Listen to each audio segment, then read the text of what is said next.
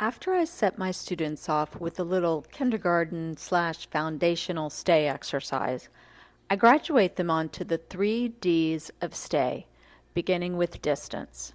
This is when we teach the dog to hold his position, typically a sit, while the client begins to create distance between themselves and the dog, one step at a time with each repetition.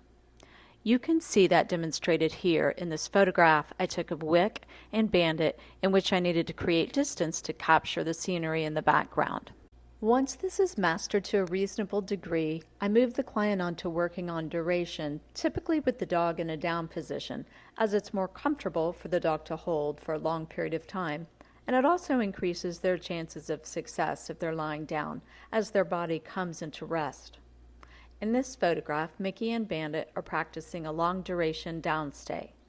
We start with 10-second intervals until we arrive to 30 seconds, and then we work in 30-second intervals until we can reach 3 minutes, at which point we move on to practicing with distractions.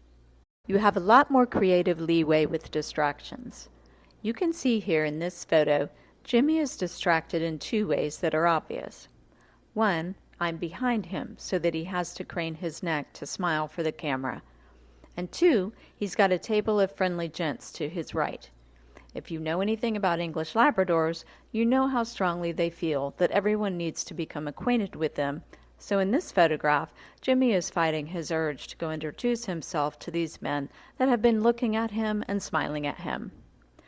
What you need to learn through this is that without having practiced both duration and distance first, it would be asking too much of Jimmy to downstay amongst the distractions provided by the shopping center.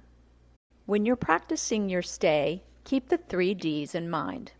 You can practice each D individually, 2 at a time, or all 3 at once.